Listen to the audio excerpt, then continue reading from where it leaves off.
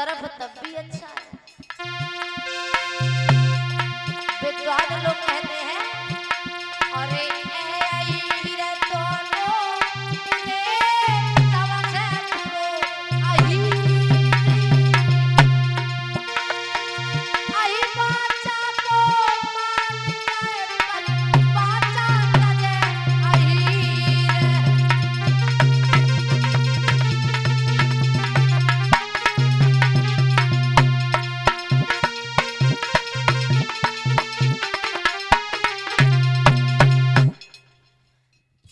जवाब दिया है भोले बाबा ने। हम समझ गए देव ऋषि नारद तुम्हें अपने ऊपर बहुत बड़ा घमंड है, लेकिन हमसे कही तो कही, हमने तो बर्दाश्त कर ली। इतने घमंड में आकर के अगर तुमने कहीं क्षीर सागर में जाकर के भगवान विष्णु से ये बात कह दी तो अनर्थ हो जाएगा तुम्हारे साथ में, ध्यान रखना देव ऋषि नारद।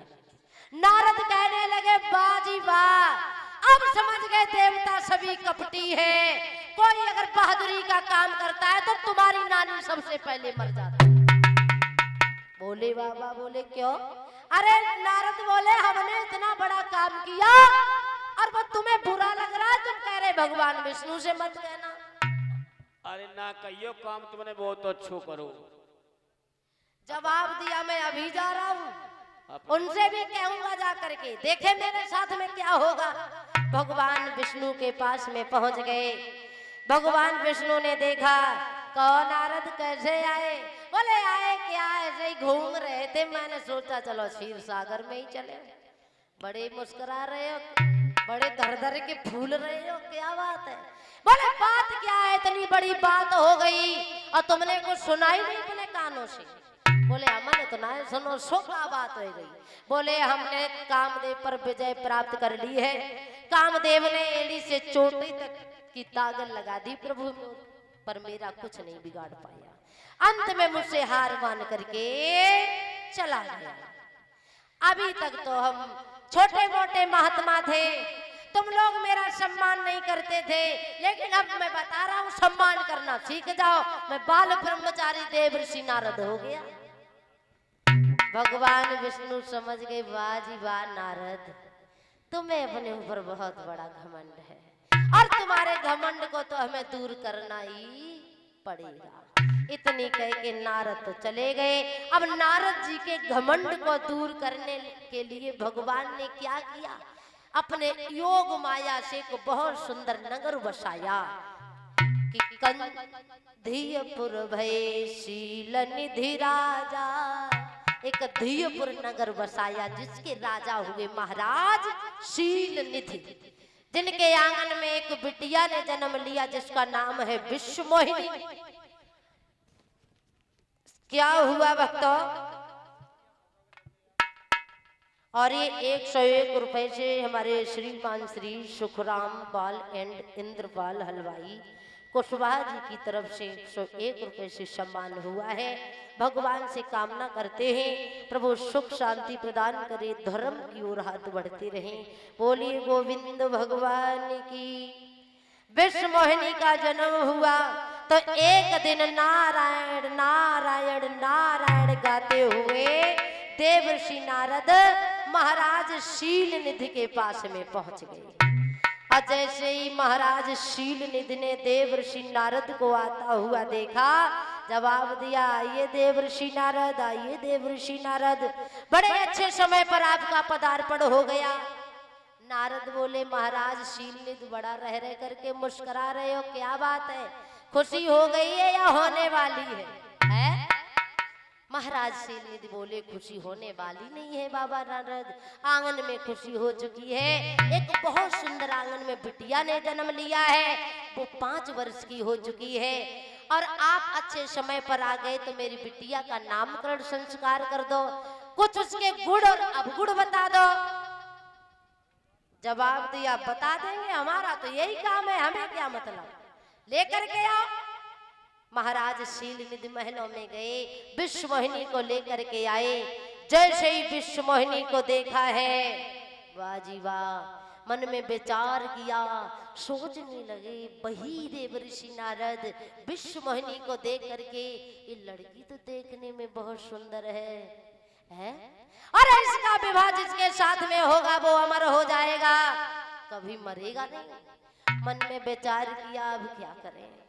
जवाब दिया महाराज शील ने दी, अरे तुम्हारे तो अहोभाग्य है, तुम्हारे आंगन में देवी ने अवतार लिया है। इतनी कह करके देव ऋषि नारद सोच में पड़ गए और विश्व मोहिनी के भविष्य के बारे में बताना भूल गए। अब अपने ही भविष्य में खो गए हैं। अब उनको ही कौन बताए, वे तो अपने ही बारे में सोचने लगे। और क्या सोचने लगे कि मैंने अपने जीवन में कभी शादी नहीं की और कभी शादी का विचार भी नहीं किया कि हम कभी शादी करेंगे इस जिंदगी में, लेकिन क्या करें, अब नहीं रहा जाता। अरे मैंने इस लड़की को देखा तो अब देख करके मेरा दिल ये करता है कि अब मैं भी शादी करेंगे।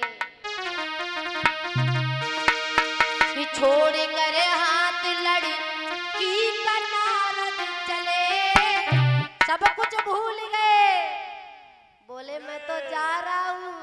महाराज शील ने क्षमा करना, मैं तो जा रहा हूँ। बोले क्यों? नारद बोले अब नहीं रुकूंगा। कि छोड़ कर हाथ लड़की का नारद चले, और दिल में बातें छुपी छुपी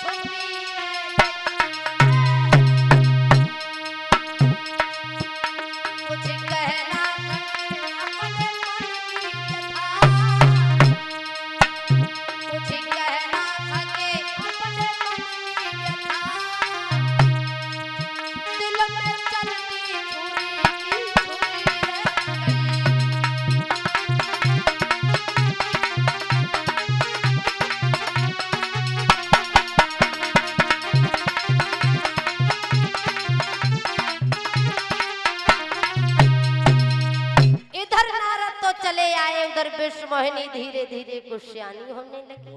अब नारद तो चले आए, मन में सोच रहे अब क्या करें क्या न करें। वो लड़की तो देखने में इतनी सुंदर थी, इतनी सुंदर थी, उस लड़की को देख करके तो अब हमसे रहा नहीं जाता। अब हम शादी करेंगे। कामदेव दूर हुई है, जीत लो भैया कछु हमारो ख्याल करो हमारा मुंह सो के रहो बड़ी तेजी से दूध ले आया। अपन पीले तो घूम घूम हम लोगों को तुम्हें थोड़ा ख्याल, कल मत तो आज मरी जाओ, इनको परिवार जिंदा बन हो रहा है। थोड़ा पानी पिला दो मुझे। अब देव ऋषि नारद सोच रहे हैं क्या करें, भजन करना भी भूल गए।